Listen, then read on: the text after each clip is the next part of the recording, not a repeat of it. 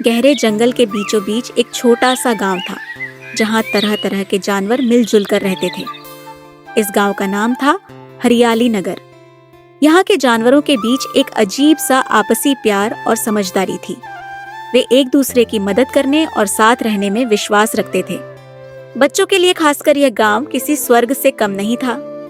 गांव के बीच में एक विशाल बरगद का पेड़ था, जिसे गांव के जानवर बुद्धि का पेड़ कहते थे। इस पेड़ के नीचे हर शाम जानवरों की सभा लगती थी, जिसमें बड़े बुजुर्ग जानवर बच्चों को ज्ञान की बातें सिखाते थे। हरियाली नगर में एक नन्हा बाघ रहता था, जिसका नाम था बाघू। बाघू बहुत ही शरारती और जिद्दी था। उसकी माँ बाघिन माया उसे समझाने की हर कोशिश करती, लेकिन बाघू की मस्ती और शरारतें कम होने का नाम ही नहीं लेती। एक दिन बाघू अपने दोस्तों खरगोश गुड्डू, कछुआ टोनी और बंदर मोंटी के साथ खेल रहा था। खेल खेल में बाघू ने सोचा कि क्यों ना आज कुछ नया और रोमांचक किया जाए। उसने अपने दोस्तों से कहा, चलो हम जंगल के उस हिस्से में चलते हैं जहाँ बड़े जानवर रहते हैं। सुना है वहाँ बहुत मजेदार चीजें होती हैं। गुड्डू, टोनी और मोंटी ने डरते हुए कहा, नहीं बाघू, वहाँ जाना खतरे से खाली नहीं है। हमें मना किया गया है कि हम उस ओर न जाएं। बाघू ने हंसते हुए कहा, अरे तुम सब डरपोक हो, कोई खतरा नहीं है, चलो मस्ती करेंगे।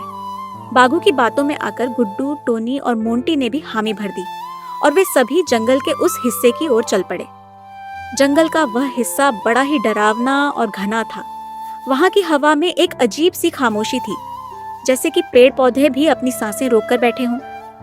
जब वे चारों वहाँ पहुंचे तो उन्होंने देखा कि एक बड़ा सा तालाब है, जिसमें पानी बहुत ही साफ और चमकदार था। बाघू ने तालाब की ओर इशारा करते हुए कहा, देखो कितना सुंदर तालाब है, चलो नहाते हैं। गुड्डू, टोनी और मोंटी ने फिर डरते हुए कहा, नहीं बाघू, हमें लौट जाना चाहिए, ये जगह हमारे लिए नहीं है। लेकिन बाघू ने उनकी एक न सुनी और तालाब में छलांग लगा दी। उसके पीछे पीछे गुड्डू, टोनी और मोंटी भी तालाब में कूद गए। वे सभी तालाब में मस्ती कर रहे थे कि तभी एक भयंकर आवाज आई। कौन है वहाँ? किसने मेरी तालाब में घुसने की हिम्मत की? सबके होश उड़ गए। तालाब के किनारे पर एक बड़ा और भयंकर अजगर खड़ा था। उसकी आंखों में गुस्से की लपटें थीं और उसकी जीभ बार बार बाहर आ जा रही थी। बाघू और उसके दोस्त डर के मारे कांपने लगे। अजगर ने कहा, ये मेरा इलाका है और यहाँ कोई नहीं आ सकता, तुम्हें इसकी सजा मिलेगी। बाघू और उसके दोस्त समझ गए कि अब मुसीबत आ गई है। उन्होंने अजगर से माफी मांगी, लेकिन अजगर मानने को तैयार नहीं था।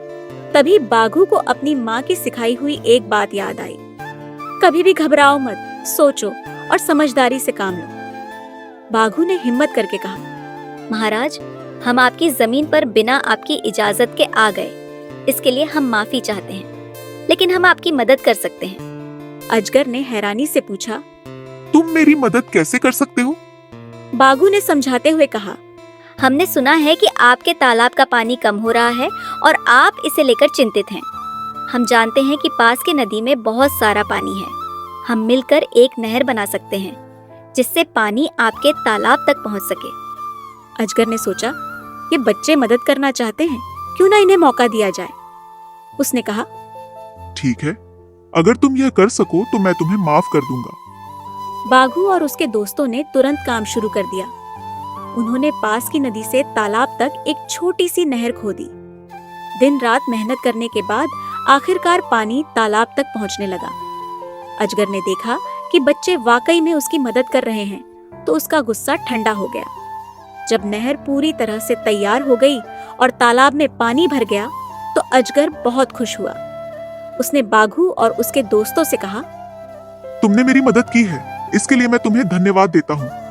मैं वादा करता हूँ कि अब मैं तुम्हें कभी नुकसान नहीं पहुँचाऊंगा। बाघू और उसके दोस्त खुश हो गए और उन्होंने अजगर से विदा ली। जब बाघू और उसके दोस्त गांव लौटे तो उन्होंने सारी कहानी गांव वालों को सुनाई। सबने उनकी हिम्मत और समझदारी की तारीफ की, लेकिन साथ ही उन्हें समझाया कि बिना सोचे समझे ऐसे खतरनाक जगहों पर नहीं जाना चाहिए। बुद्धि के पेड़ के नीचे हुई सभा में गांव के सबसे बुजुर्ग हाथी ने कहा, बाघू और उसके दोस्तों ने जो किया वह काबिले तारीफ है, लेकिन हमें हमेशा याद रखना चाहिए कि जान बचाने से पहले जान की हिफाजत करना जरूरी है। बाघू ने सबके सामने कहा। मैं समझ गया हूँ कि बिना सोचे समझे कुछ भी नहीं करना चाहिए।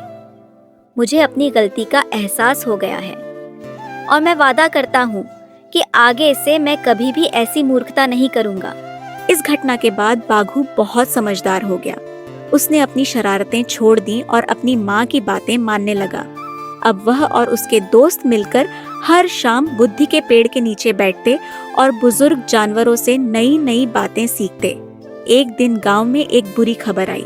जंगल में आग लग गई थी और आग धीरे धीरे हरियाली नगर की ओर बढ़ रही थी। सभी जानवर बहुत डर गए और सोचने लगे कि अब क्या किया जाए। बाघू ने अपनी हिम्मत जुटाई और कहा, हमें मिलकर इस आग को बुझाना होगा। अगर हम सब मिलकर कोशिश करें तो हम अपने गांव को बचा सकते हैं। गुड्डू, टोनी, मोंटी और बाकी सभी जानवरों ने बाघू की बात मानी और सबने मिलकर आग बुझाने की योजना बनाई। कुछ जानवर पानी लाने लगे, कुछ ने मिट्टी डालनी शुरू की और कुछ ने बड़े बड़े पत्तों से आग को काबू करने की कोशिश की। सबकी मेहनत रंग लाई और धीरे धीरे आग बुझने लगी। गांव के सभी जानवर बहुत खुश हुए कि उन्होंने मिलकर अपनी मेहनत से अपने गांव को बचा लिया। इस घटना ने सभी को सिखाया कि एकता में बहुत ताकत होती है। अगर हम सब मिलकर काम करें तो कोई भी मुश्किल हमारे रास्ते में नहीं आ सकती।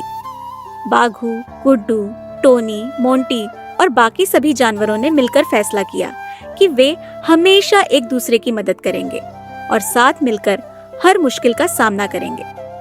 इस कहानी का सबक ये है कि किसी भी काम को करने से पहले उसकी अच्छाई और बुराई का विचार करना चाहिए। समझदारी से काम लेना और अपने बड़ों की बात मानना बहुत जरूरी है। इसके साथ ही जब हम सब मिलकर काम करते हैं तो कोई भी कठिनाई हमारे सामने टिक नहीं सकती। हरियाली नगर के जानवरों ने यह बात समझ ली थी और वे हमेशा इस बात का ध्यान रखते थे कि वे एक दूसरे के साथ मिलजुल कर रहें और हर समस्या का सामना एकजुट होकर करें। इस तरह हरियाली नगर के जानवरों ने एक दूसरे की मदद और समझदारी से जीने का तरीका